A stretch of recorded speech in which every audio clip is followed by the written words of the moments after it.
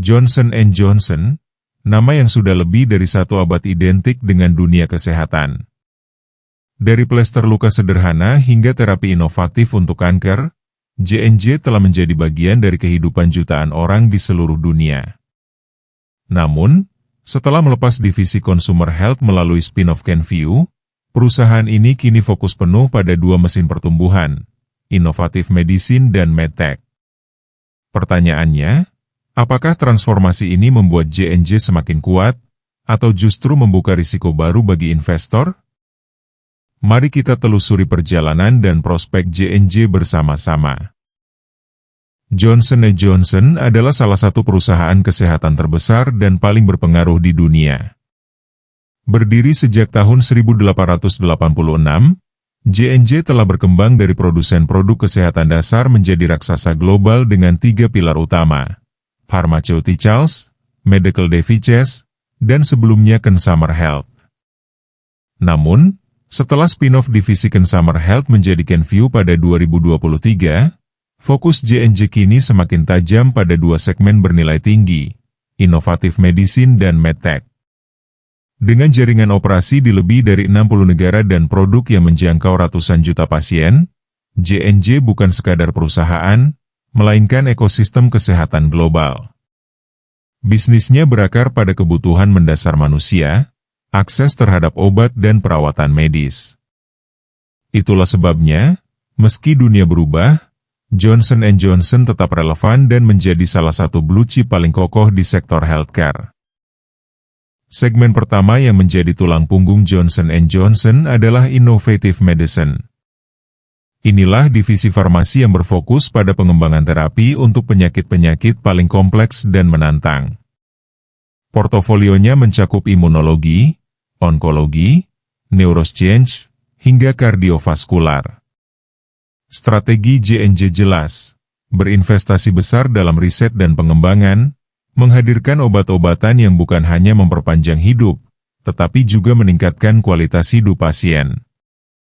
Pipeline mereka mencakup terapi biologis, obat berbasis sel, dan pendekatan baru dalam pengobatan kanker. Dengan jaringan riset global dan kolaborasi bersama universitas serta perusahaan biotek, J&J menempatkan innovative medicine sebagai motor pertumbuhan jangka panjang. Bagi investor, segmen ini adalah bukti bahwa J&J tidak sekadar bertahan, tetapi terus berinovasi untuk menjawab kebutuhan kesehatan dunia yang semakin kompleks. Selain farmasi, Johnson & Johnson juga memiliki divisi medtech yang menjadi motor pertumbuhan baru. Segmen ini berfokus pada perangkat medis dan teknologi bedah canggih yang digunakan di rumah sakit di seluruh dunia. Portofolionya mencakup alat diagnostik, implan ortopedi, hingga sistem robotik untuk operasi presisi. Melalui inovasi di bidang bedah minimal invasif dan teknologi robotik, J&J berusaha meningkatkan kualitas perawatan sekaligus menekan biaya kesehatan. Produk seperti sistem bedah robotik Ottava yang sedang dikembangkan, serta perangkat ortopedi dari Depuy Synthes, menunjukkan komitmen J&J untuk menjadi pemimpin di teknologi medis modern. Dengan kombinasi riset farmasi dan teknologi medis, J&J menempatkan dirinya sebagai perusahaan healthcare yang menyeluruh, bukan hanya menyediakan obat, tetapi juga solusi perawatan yang lengkap. Bagi investor, segmen medtech ini adalah katalis penting yang memperkuat muat J&J di industri kesehatan global. Sekarang kita melihat sebagian kecil dari rasio keuangan Johnson & Johnson tahun fiskal 2025 dan 2024. Gross margin J&J pada tahun buku 2025 mencapai 63,94%, naik dari 61,35% di tahun 2024. Angka ini berarti dari setiap $1 penjualan, perusahaan mampu menyisakan hampir 64 sen setelah menutup biaya pokok produksi. Kenaikan lebih dari 2,5 poin persentase menunjukkan efisiensi biaya yang semakin baik sekaligus kekuatan pricing power yang makin kokoh. Dengan margin setinggi ini, J&J menegaskan posisinya sebagai perusahaan dengan portofolio produk premium dan brand yang kuat, serta membuktikan bahwa strategi efisiensi dan inovasi produk benar-benar menghasilkan nilai tambah bagi pemegang saham. ROIC JNJ pada tahun buku 2025 tercatat 22,50%, melonjak tajam dibanding 13,17% di tahun 2024. Angka ini menunjukkan bahwa setiap $100 modal yang diinvestasikan perusahaan mampu menghasilkan lebih dari $22 keuntungan operasional setelah pajak.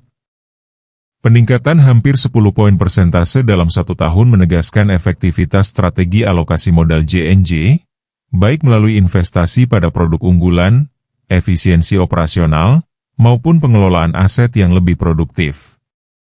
Dengan ROIC setinggi ini, JNJ tidak hanya menutup biaya modal, tetapi juga menciptakan nilai tambah yang signifikan bagi pemegang saham, memperkuat reputasinya sebagai perusahaan dengan kemampuan menghasilkan return yang berkelanjutan.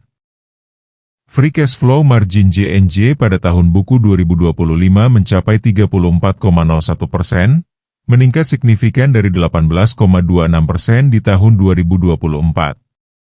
Artinya, dari setiap $1 penjualan, perusahaan mampu mengubah lebih dari 34 sen menjadi arus kas bebas yang siap digunakan untuk investasi, pembayaran dividen, atau buyback saham.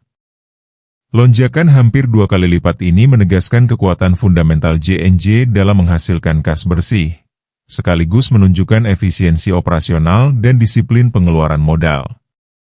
Dengan margin setinggi ini, JNJ memiliki fleksibilitas keuangan yang luar biasa untuk memperkuat pertumbuhan jangka panjang dan memberikan nilai tambah berkelanjutan bagi pemegang saham. Interest coverage JNJ pada tahun buku 2025 berada di level 26 kali, sedikit menurun dari 27 kali di tahun 2024. Rasio ini menunjukkan kemampuan perusahaan membayar beban bunga dengan laba operasionalnya.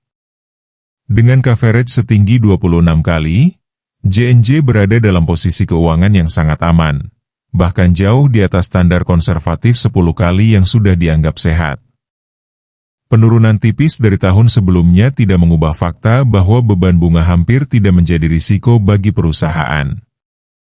Artinya, JNJ memiliki fleksibilitas besar untuk fokus pada ekspansi bisnis dan pengembalian nilai kepada pemegang saham tanpa khawatir terhadap kewajiban utang.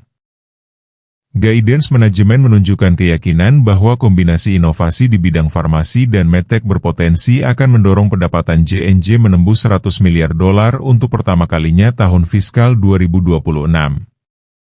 Angka ini bukan sekadar target, melainkan simbol bahwa JNJ berhasil bertransformasi menjadi pure play healthcare company dengan basis pendapatan yang luas dan berkelanjutan. Meski Johnson & Johnson memiliki fondasi keuangan yang kuat, ada sejumlah katalis negatif yang berpotensi menekan kinerja saham ke depan.